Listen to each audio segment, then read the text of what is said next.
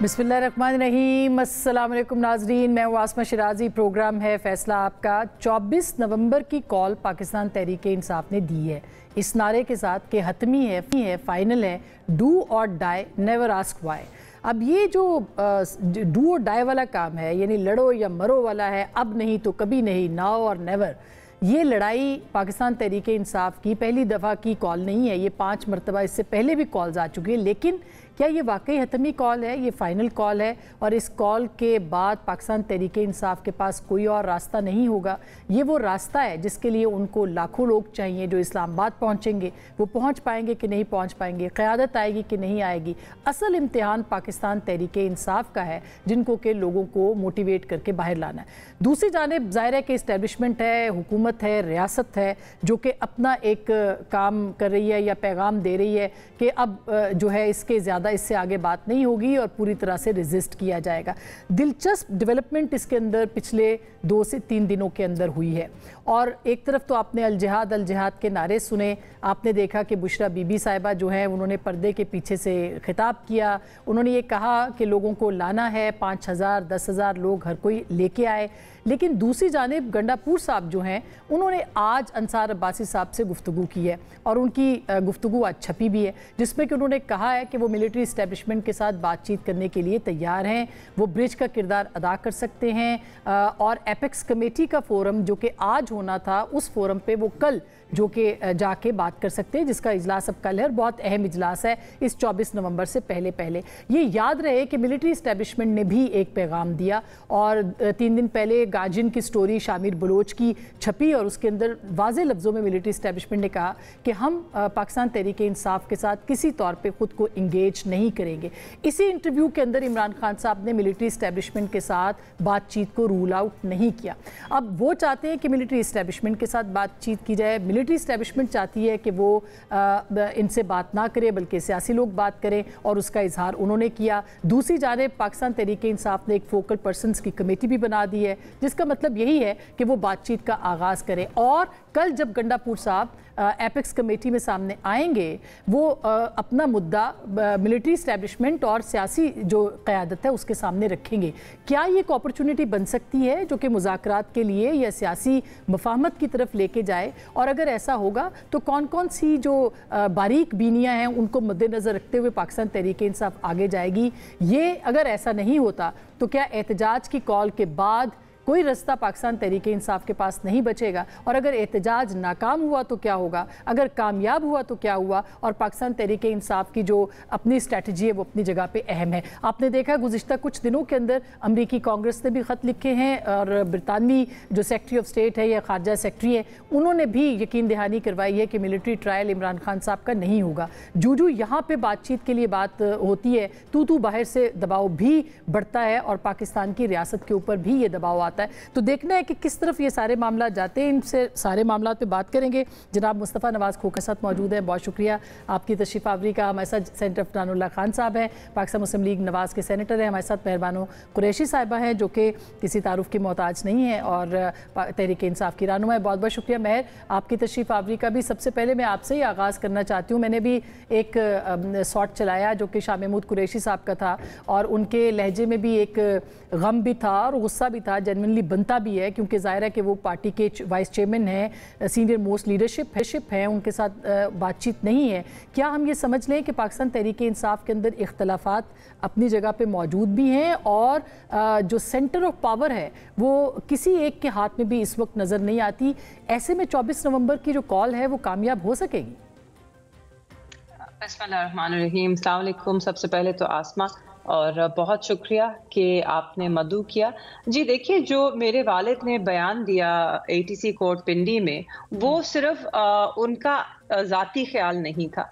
अगर मैं आपको बताऊं कि मैं कोट लखपत जेल जितनी बार भी गई ट्रायल के लिए, तो वहाँ पर क्योंकि डॉक्टर यास्मीन होती हैं, एजाज चौधरी साहब होते हैं, मियाँ महमूद रशीद होते हैं और उस्मान चीमा साहब भी होते हैं मौजूद, तो उनसे भी गुफ्तगू करने का मौका मिलता है। और ये उन सब का मौक़िफ़ था, वो सब महसूस करते हैं कि वो 1.5 साल से पाबंद सलासिल हैं और उन्हें लगता है कि, और उनका ये शिकवा नहीं था, उनकी सिर्फ ये एक तजवीज़ थी, क्योंकि उनको लगता है कि उन सब का सियासी एक्सपीरियंस है मतलब वो खान साहब के साथ बहुत अरसे से हैं, धरने के दिनों का भी एक्सपीरियंस है, जितनी मोबिलाइजेशन हुई, जितनी कॉल्स दी खान साहब ने पिछले 1.5 साल से पहले, उन सब का वो हिस्सा रहे हैं, उनको वो तहरीक को लीड करते रहे हैं। तो उनका ये मौक़िफ़ था कि अच्छा होगा कि अगर जो इस वक्त मौजूदा क़यादत है, जो इस वक्त पार्टी को लीड कर रही है, जो बाहर हैं, वो हमसे आकर ज़रा मशवरा करें, हम उनको शायद कुछ गाइडलाइंस दे सकें, कुछ सजेस्ट कर सकें कि जिससे हम अपनी मूवमेंट को और फाल बना सकते हैं और मजबूत बना सकते हैं। में इसका लोगों ने शायद कोई इसको गलत रंग देने की कोशिश की, गम और गुस्सा नहीं है, वो बिल्कुल चाहते हैं कि वो भी अपना किरदार अदा करें और अपना हिस्सा डालें इस तहरीक को और इस मूवमेंट को और इस एहतजाज को कामयाब करने में। और आपको लगता है कि अगर गम और गुस्सा भी हो तो ये बुरी बात नहीं है, आखिर इतने साल सियासत में गुजारे हैं, खान साहब के साथ हैं मेहर, तो ये तो बनता है, उनका शिकवा भी बनता है, मगर नहीं शिकवा उस तरह नहीं आसमा। देखिए ऑब्वियसली हमें भी मालूम है कि इतनी आसानी से रसाई नहीं मिलती है। अगर हमारी जो लीडरशिप है अगर वो चाहे भी मिलना, जैसे खान साहब को उन्होंने 12 दफा कोशिश की मिलने की, मगर उन्हें अंदर नहीं जाने दिया जाता। बट ऑफ कोर्स एक उन्होंने अपनी तरफ से कहा कि आप कोशिश तो करें। शायद उन्होंने कोशिश की हो, शायद उनको इस तरह की इंडिकेशन मिली हो कि उनको एक्सेस नहीं दिया जाएगा, मगर इंडीड जमात की तरफ से भी कोशिश जारी रहेगी। मुझे मालूम है कि आज सलमान अकरम राजा साहब जो हैं, क्योंकि आज दोबारा कोट लखपत में जेल कोर्ट लगी थी, तो मैंने सुना था कि वो आ रहे हैं और वो आना पसंद करेंगे। मगर फिर आई थिंक वो लाहौर हाई कोर्ट थे और जब तक वो आए तो यहाँ पे कोर्ट अजर्न हो चुका था, तो उनकी मुलाकात ना हो सकी। और 24 की कॉल पे क्या कहेंगी? आप तो पेशावर होके आई हैं, क्या लगता है आपको कि लोग निकलेंगे बड़ी तादाद में? जी देखिए आसमा, हमारी तरफ से तो पूरी कोशिश होगी कि लोग निकलें। अगर आज भी लोग नहीं निकलते तो फिर इसका मतलब है कि पाकिस्तान की आवाम ने कबूल कर लिया कि वो गुलामों की तरह, चूंटियों की तरह रहना चाहते हैं। उनकी आज़ादी उनसे छीन ली जाए, वो कुछ नहीं करेंगे। उन्हें महकूम कर दिया जाए, वो कुछ नहीं करेंगे। अदलिया को महकूम कर दिया जाए, कुछ नहीं होगा। आइन को रोंद दिया जाए, वोट की वक़्त जो है ख़त्म कर दी जाए, बुनियादी हकूक़ पामाल कर दिए जाएं, कोई कुछ नहीं करेगा। तो फिर तो मुझे इस मुल्क के लिए और फिक्र होगी अगर लोग नहीं निकलेंगे, क्योंकि फिर इसका मतलब है कि पाकिस्तान के और ही तारीख दिन आगे हैं। अफनान साहब, आपको लगता है कि लोग आएंगे? क्योंकि राना सनाउल्लाह साहब तो कह रहे हैं कि ये बेज़रर है ये एहतजाज हमारे लिए, और वो कत नहीं रखता कि ऐसा है, क्योंकि बहरहाल तहरीक इंसाफ के पास स्ट्रीट पावर तो है। जी बिस्मिल्लाहिर्रहमानिर्रहीम। देखिए बात ये है कि इमरान खान साहब ने पिछले 2 साल में तकरीबन 2-2.5 साल में तकरीबन कोई 2 दर्जन से ज़्यादा कॉलें दे चुके हैं वो।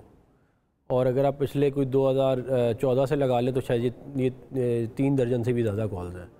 और उनके जो कॉल्स थी और उसका जो ऑब्जेक्टिव होता था वो कितनी दफ़ा पूरा हुआ है अगर आप उसको देख लें तो मुझे नहीं लगता कि कोई मेजर कोई शिफ्ट होने वाला है। राना साहब बिल्कुल ठीक कह रहे हैं।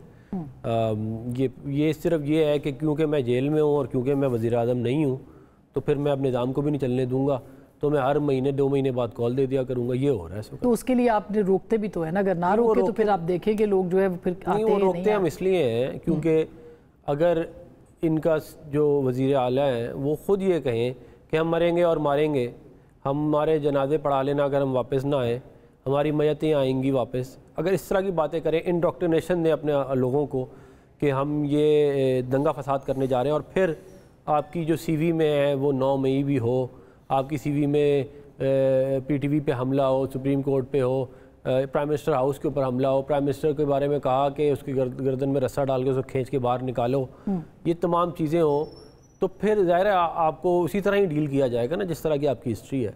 अगर ये कहते हैं कि जी हमें पूरा मन एक जलसा करना है, तो इन्होंने किया तो था इस्लामाबाद में अभी कुछ अर्सा पहले जलसा, एक और कर लेते। लेकिन इस दफ़ा इनका जो ऑब्जेक्टिव है वो यही है कि हम निज़ाम को जो है मफलूज करें और जो है आर्म ट्विस्टिंग करके हम अपने मकासद। इसीलिए भी आपने 9 मई नैरेटिव एक दफ़ा फिर शुरू किया है।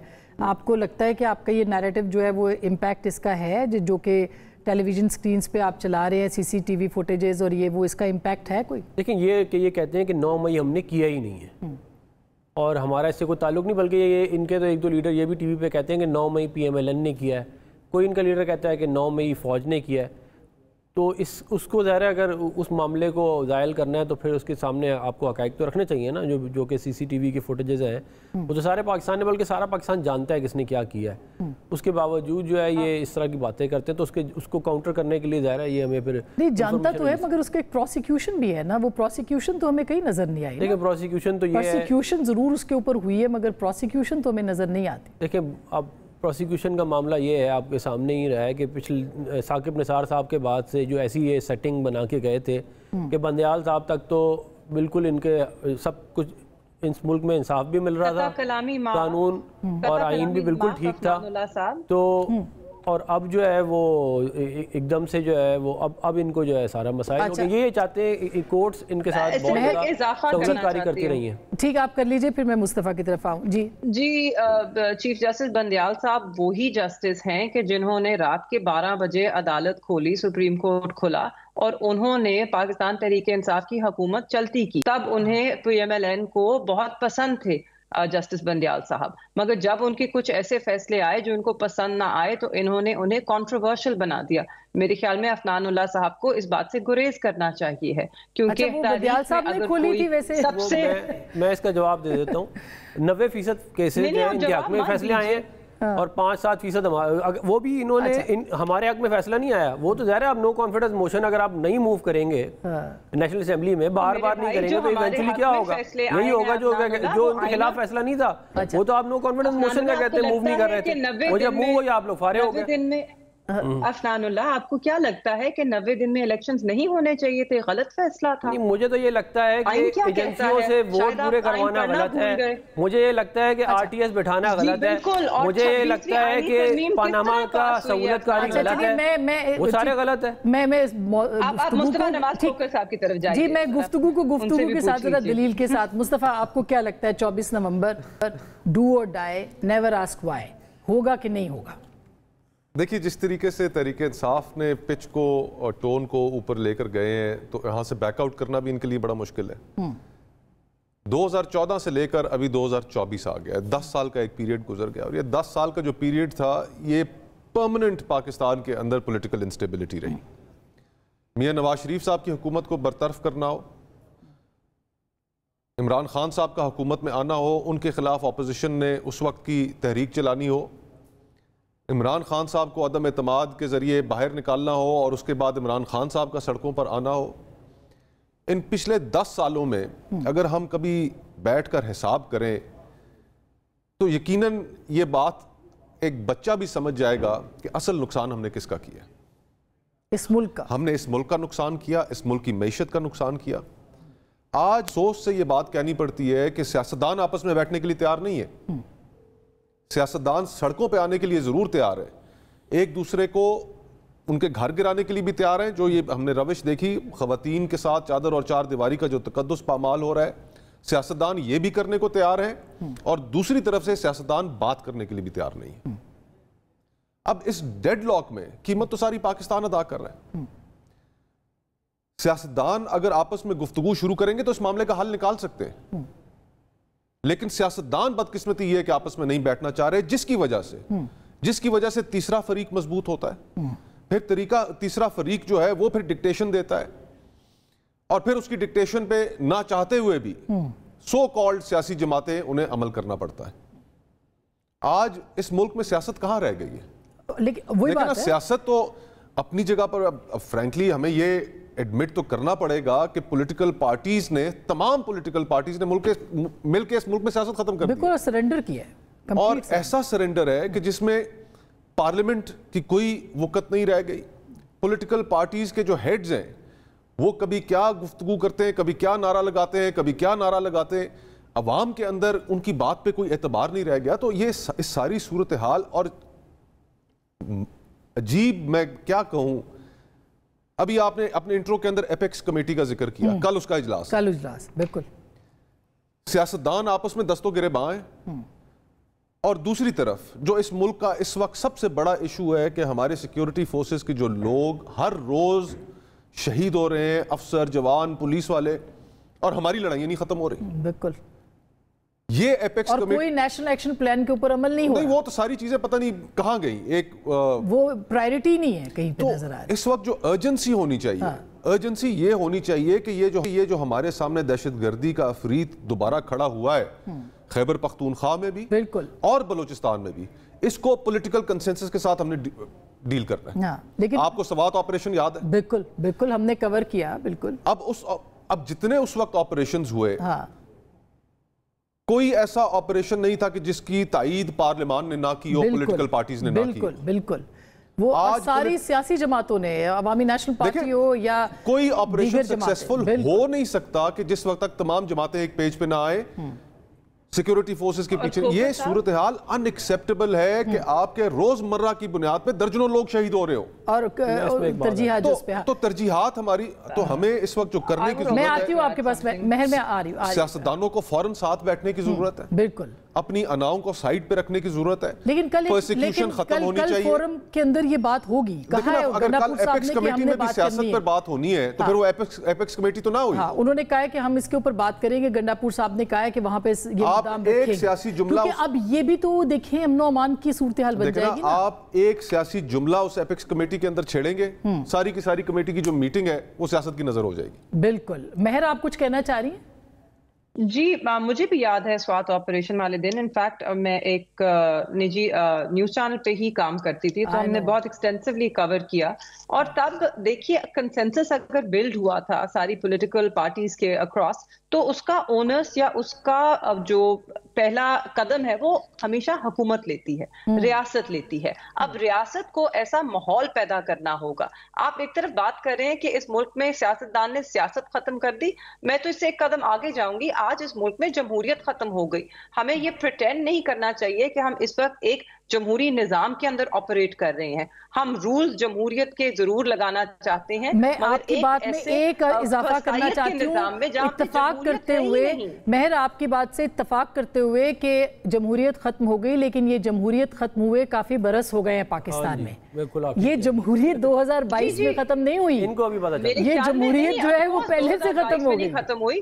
مگر آسما معذرت کے ساتھ جو 8 فروری کو جس طرح پاکستان کی عوام نکلی, اس کے باوجود کہ ایک 9 مئی کا بیانیہ بنایا گیا, اس کے باوجود کہ ایک سیاسی جماعت کو آپ نے پابند سلاسل کر دیا, اس کے باوجود کہ آپ نے اس جماعت کا نشان چھین لیا, اس سب کے باوجود پاکستان کی عوام نے ایک بہت ہی اونچی آواز میں آپ کو اپنا فیصلہ سنایا. Loud and clear. جب آپ اس فیصلے کو افران صاحب یہ بات صحیح ہے. پھر اس کے ابھی بعد کل آپ نے امریکہ میں دیکھا ہے, اور ان کی آوازیں بند کریں گے اور بندشیں لگائیں گے انٹرنیٹ پہ اور وی پی این بند کریں گے, تو پھر 2013 سے اگر آپ 2018 کا ہمارا دور دیکھیں تو اس کے اندر پی ٹی آئی نے بہت کوشش کی, ہمارے خلاف بہت ساری سازشیں کی, مگر ان کو کسی نے کچھ کہا نہیں. اور جب 2018 میں ان کی سازش کامیاب ہو گئی, آر ٹی ایس بٹھا کے حکومت میں آ گئی اور ملک میں جمہوری نظام ختم کیا اور کہا کہ ہم 1 پیج لا رہے ہیں, کہا کہ ہم ہائیبریڈ نظام لا رہے ہیں, اور سارے دنیا کے سامنے کہا, اس وقت جو ہے یہ والے دکھڑا, اس وقت اس کے بارے میں سوچنا چاہیے تھا کہ ہم یہ جو نظام نافذ کرنے جا رہے ہیں اس کا ہمیں کل کو بھگتنا پڑے گا وہ نظام. اس وقت تو ہمیں بھگتنا پڑا نا, اس وقت تو آپ نے ہمیں جیلوں میں ڈالا, آپ کے لوگ خوش ہوتے تھے, ٹھٹے مارتے تھے کہ دیکھیں جی ہم نے اس کو اندر کر دیا, آج ہم نے اس کو اندر کر دیا. کوئی پوچھے تو بولنا خان آیا تھا, یہ بولتے تھے نا آپ. آج اب معاملہ گھوم گیا ہے تو اب آپ کے آنسو نکل رہے ہیں مگرمچھ کے. آپ کو تو اس وقت سوچنا چاہیے تھا نا, جب آپ نے ہمارے حق کے اوپر ڈاکہ مارا, آپ کو اس وقت سوچنا چاہیے تھا کہ آر ٹی ایس بٹھا کے ثاقب نثار سے سہولت کاری کرا کے جو آپ آئے ہیں وہ غلط آئے ہیں. مصطفیٰ یہ جو ہم نوحہ پڑھتے ہیں جمہوریت کا, یہ کتنی دیر اور رہے گا؟ اس کو بحال کرنے کے لیے میرا نہیں خیال کوئی سیاسی جماعت سنجیدہ ہے. وہ یہ سمجھتی ہے کہ جو سرٹن کوارٹرز ہیں ان کے آپ قریب ہو جائیں گے تو شاید ان کو کچھ مل جائے گا, اور سب سیاسی جماعتیں. دیکھیے اکانومسٹ کا وہ ڈیموکریسی انڈیکس ہے, پہلے ہمیں ایک اسٹرگلنگ ڈیموکریسی سے ہائیبریڈ میں ہمیں ڈالا گیا کیٹیگری میں, پھر ہائیبریڈ کے بعد اب ہم ماشاءاللہ ترقی کی منزلیں طے کرتے ہوئے اتھارٹیرینزم کی فہرست میں چلے. بالکل ہائیبریڈ پلس. اتھارٹیرینزم تک کا یہ جو ایک اسٹرگلنگ ڈیموکریسی سے اتھارٹیرینزم تک کا جو سفر ہے, یہ کس کی بدولت ممکن ہوا ہے؟ سیاستدانوں کی بدولت ممکن ہوا نا. اگر ہائیبریڈ نظام کا دروازہ نہ کھولا جاتا تو آج مکمل طور پر جو ہمیں صورتحال نظر آ رہی ہے اس طرح نہ ہوتی. दरवाजा खोल के अंदर बिठाया और बस फिर निजाम पूरा का पूरा जो है वो सारा कसूर सियासतदानों का है आपके ख्याल? देखिए, the buck stops at the politicians. The buck stops at the politicians. आप मुझे बताइए कि आज की भी जो सूरत हाल है, कहाँ गया वोट को इज्जत दो का नारा? बिल्कुल। अभी बड़े दिनों के बाद मियां साहब को सुना था, उस दिन वो कह रहे थे कि जब बाजवा जब फैज उनके मुंह से हमने सुने अफनान, ये बड़ी दिलचस्प बात थी बहुत अरसे के बाद। देखिए ना, ये मामला शख्सियात का नहीं है, ये हमारे अनफॉर्चुनेटली जो हमारी पार्टियों के सरबराहान हैं उनके नजदीक ये शख्सियात के साथ उलझाव का मसला है। जो असूल है उसको ठीक करने में, दुरुस्त करने में कोई दिलचस्पी नहीं रखते। असूल क्या है? पाकिस्तान में आज 76 सालों के बाद हमने इसी जगह पर आकर खड़ा होना था कि आज इस मुल्क के अंदर आपका फ्रीडम ऑफ एक्सप्रेशन कॉम्प्रोमाइज हो जाए, इंडिपेंडेंस ऑफ वीपीएन गैर शरई करार दे दिया जाए, जबकि उसी वीपीएन के ऊपर सब ट्वीट भी कर रहे हो। तो आई मीन हमने तनज़ुली का एक सफर इख्तियार किया हुआ है और इसमें अगर इसको ठीक करना है, आपने पूछा ना कि इसके जिम्मेदार क्या सिर्फ सियासतदान है, तो अगर इसको ठीक करना है तो वो किसने करना है? वो बेख्याल है कि वो जो रिवर्स करने के बाद जो है वो करने की बात, देखे ना, सियासतदानों ने ठीक करना है और उसके लिए सियासतदानों को बैठना है। और उसका जो पहला कदम है वो ये है कि सियासतदान आपस में एक दूसरे के साथ। अब ये जो यहाँ मैंने ब्रेक लेनी है, ये देखिए, ये बात हम बहुत दफा कर चुके हैं। ये जो मुस्तफा आप जो आइडियल बात करते हैं ना, इसके ऊपर मैं ब्रेक इसलिए ले रही हूँ कि ब्रेक के बाद बात करनी है कि सियासतदान आपस में कैसे बैठेंगे। कहते हैं मैंने चोरों डाकुओं के साथ नहीं बैठना। पॉलिटिकल गवर्नमेंट इस वक्त की जो है वो उसको इस वक्त ज़रूरत नहीं है, ऑफ कोर्स उसको ज़रूरत नहीं है, इस वक्त लग ही नहीं रहा, लेकिन बहरहाल एक छोटी मोटी ऑलिव ब्रांच पेश कर दी जाती है। तो अब ये जब खान साहब कहेंगे कि मिलिट्री इस्टेब्लिशमेंट से सिर्फ बात होगी तो फिर सियासतदानों को वक़ार कैसे मिलेगा? ब्रेक के बाद इस पर बात करें।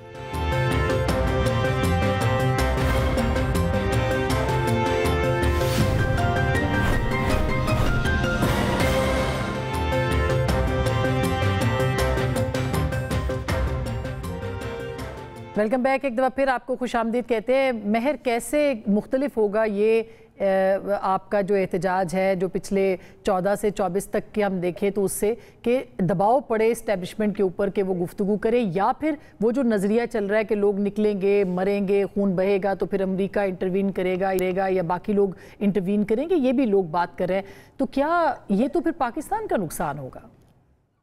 नहीं आसमा, देखिए हम किसी की इंटरवेंशन का इंतजार नहीं कर रहे। मेरे ख्याल में जब तक पाकिस्तान की अवाम और पाकिस्तान के शहरी ये एक्सेप्ट नहीं करेंगे कि जिम्मेदारी हम पे आयद होती है अपने मुल्क की सिर्फ दुरुस्त करने की।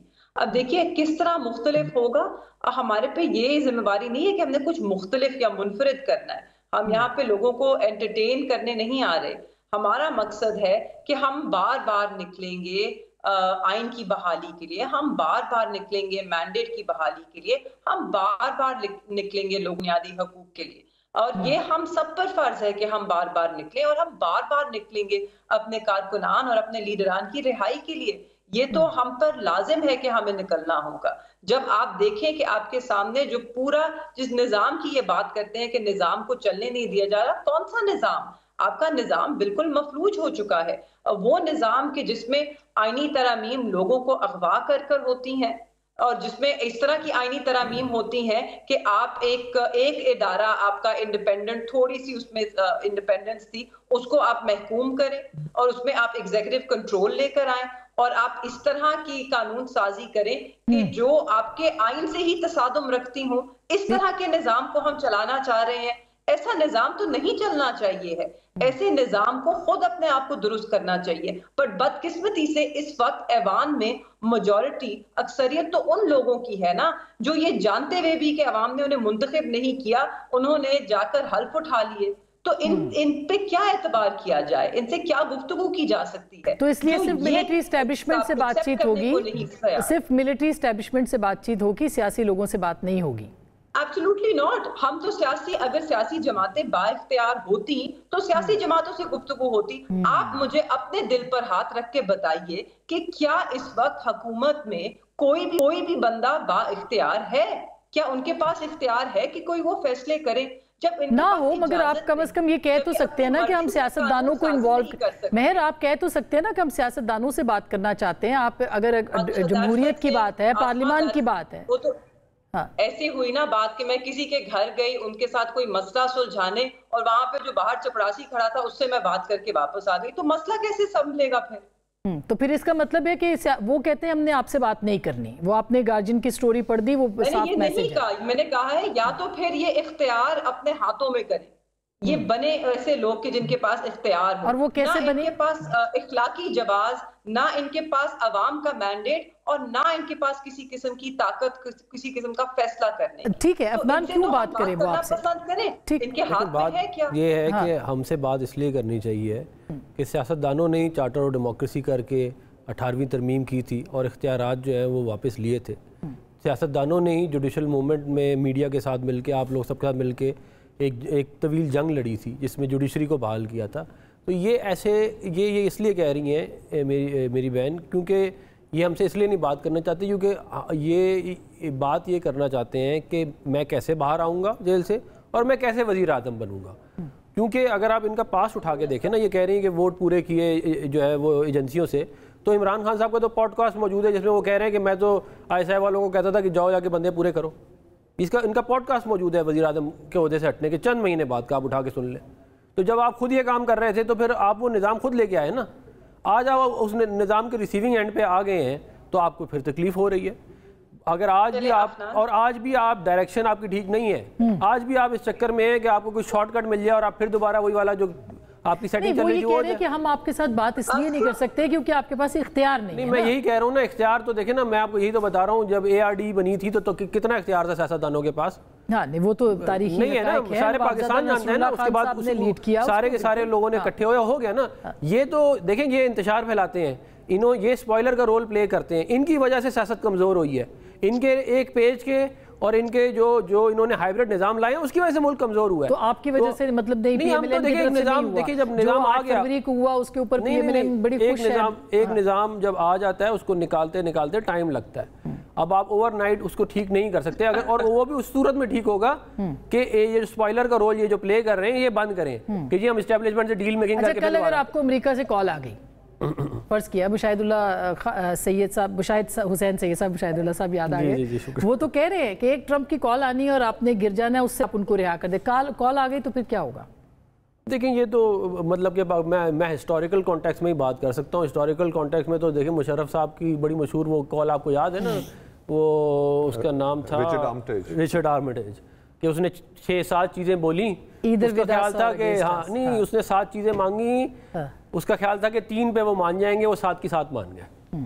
तो वो तो जो है हमारी हिस्ट्री एक रही है बदकिस्मती से। लेकिन मुझे हम जो है एक सोवरेन गवर्नमेंट है और हम पाकिस्तान के मफादात को सामने रख के मामलात को आगे लेके चलेंगे। हो सकता है बाहर से प्रेशर आए, नहीं अभी आ रहा है। क्यों मुस्तफ़ा, ये तो नजर आ रहा है कि अमरीकी की कांग्रेस अलग, दोनों डेमोक्रेट्स भी रिपब्लिकन्स दोनों ने लिखा है पहली बार, और दोनों अपने अपने प्रेसिडेंट्स को, ज़ाहिर है जो आने वाले प्रेसिडेंट है जो इस वक्त के, उनको लिख रहे हैं। फिर सेक्रेटरी खारजा कह रही है बरतानिया की कि कोई मिलिट्री ट्रायल नहीं होगा, मतलब ज़ाहिर है कोई यकीन दहानी मिली होगी तो कहा होगा उन्होंने। जी देखिए, जहाँ तक मिलिट्री ट्रायल का ताल्लुक है तो वो बहुत सी हुकूमतों के लिए काबिल कबूल नहीं होगा। उसके ऊपर आप ये भी एक्सपेक्ट कर सकती हैं कि अक़वाम मुत्तहिदा का जो इंसानी हकूक़ कमीशन है वो भी उसके ऊपर स्टेटमेंट जारी कर दे। लेकिन जहाँ तक सियासी मामलात में मुदाखलत और किसी पाकिस्तान में एक असीर जो रहनुमा है इमरान खान साहब, उनके लिए इस हद तक आगे जाना अमरीकी हुकूमत का, इनकमिंग एडमिनिस्ट्रेशन का, वो मुझे थोड़ा मुश्किल नज़र आता है। इसलिए मुश्किल नज़र आता है कि आपके प्रोग्राम में पहले भी इस पर गुफ्तगू हो चुकी है कि इस वक्त अमेरिका का इस रीजन के अंदर इंटरेस्ट नहीं है। लॉन्ग टर्म जो उनका इंटरेस्ट है वो इंडिया के साथ अलाइंड है। जब तक अफ़गानिस्तान के अंदर उनकी फ़ौजें मौजूद थीं, पाकिस्तान की एक खसूसी अहमियत थी। अभी पाकिस्तान, मेरा नहीं ख्याल कि इंटरनेशनल पॉलिटिक्स में या अमेरिकन इनकमिंग एडमिनिस्ट्रेशन के लिए इतनी अहमियत रखता है। चाइना के साथ उनकी ट्रेड वॉर ज़रूर होनी है, उसमें मज़ीद तेज़ी आएगी और उसका एक नेगेटिव इम्पैक्ट पाकिस्तान पे उस कॉन्टेक्स्ट में आ सकता है कि जनाब फैसला कीजिए कि आप किस जानिब खड़े हैं। और वो एक पाकिस्तान के लिए एक ट्रिकी सिचुएशन है कि उसमें बैलेंसिंग एक्ट पाकिस्तान ने किस तरह करना है। एक तरफ हमारा पुराना दोस्त चीन जिसने हर मुश्किल वक्त में पाकिस्तान की मदद भी की, और दूसरी तरफ IMF, पूरी दुनिया भर का फाइनेंशियल सिस्टम। तो वो एक चैलेंजिंग सिचुएशन ज़रूर है, लेकिन ایک بیلنسنگ ایکٹ باہر طور پاکستان کو ایک اچھا پرفارم کرنا پڑے گا، لیکن جہاں تک انٹرنل ڈومیسٹک پولیٹیکل سچویشن ہے، میں پھر کہوں گا کہ دیکھیے مہر نے ٹھیک اس چیز کی نشاندہی کی کہ آئین کے اندر یہ ہو گیا، میں خود پٹیشنر ہوں، سپریم کورٹ میں پٹیشن لے کے گیا ہوں 26ویں ترمیم کے خلاف، اختر مینگل صاحب ساتھ ہیں، فہمیدہ مرزا صاحب ہیں، محسن داوڑ صاحب ہیں، ہم خود بطور پٹیشنر وہاں پہ اس ترمیم کے خلاف گئے.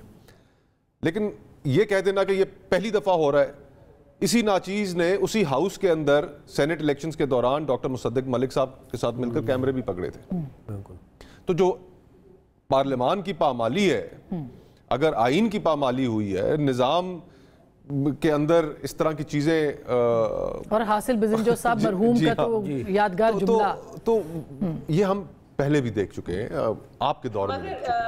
اب سوال یہ پیدا ہوتا ہے کہ کیا ہم نے ہمیشہ اسی صورتحال میں پھنسے رہنا ہے کہ ہم نے ایک دوسرے کو کہتے رہنا ہے کہ جناب کیونکہ آپ کے دور میں یہ ہوا تو اب جو آج ہو رہا ہے وہ جائز ہے؟ قطعاً نہیں. ہمیں روش بدلنی پڑے گی، دائروں کا سفر ختم کرنا پڑے گا، اور اس میں جو زیادہ ذمہ داری ہے وہ حکومت پہ عائد ہوتی ہے. لیکن خان صاحب کہتے ہیں کہ ملٹری اسٹیبلشمنٹ سے صرف بات کرنی ہے، لیکن ساتھ میں ایک فوکل کمیٹی بھی بنائی ہے، پرسنز کی ایک نام بھی دیے ہیں کہ یہ بھی لوگ ہیں جن سے آپ بات کر سکتے ہیں. What does it mean? ایک ہی زلف کے سب اسیر ہیں. یعنی کہ پھر آج ہمارے بڑے میں قابل احترام ہیں چاچو ہمارے، انہوں وہ جو کر رہے ہیں ٹھیک ہے، پھر اگر ملک میں یہی سیاست ہونی ہے اچھا چلے تو اگر اتنا عرصہ آپ نے جیل میں گزارنے کے بعد دیکھیں جو تحریک انصاف کے ہمارے بھائیوں نے بہنوں نے جو سختیاں برداشت کی ہیں وہ بھی اس موجودہ دور میں انپریسیڈنٹڈ. تو اگر اتنا سخت سفر اور آزمائشوں سے گزرنے کے باوجود وہیں پر آ کر کھڑے ہونا ہے کہ جناب کوئی نظر عنایت ہو، تو پھر سیاست تو آگے نہ بڑھی، پھر تو اسی طرح چلتا رہے گا یہ دائرہ. مہر میں بریک کے بعد آ جاؤں، آپ کے پاس ایک کوئک بریک ہے، پھر میں آپ سے شروع کرتی ہوں تاکہ اس پہ بات ہو سکے. بریک کے بعد کریں گے کہ یہ جو ایپیکس کمیٹی ہے یہ کیا واقعی حصہ بن سکتی ہے، کوئی کردار ادا ہو سکتا ہے. یہ گنڈاپور صاحب اب تک کافی انہوں نے وزڈم کے ساتھ پچھلے دھرنے میں بھی کام کیا تھا، اور وہ وزڈم کیا پریویل کرے گی. بریک کے بعد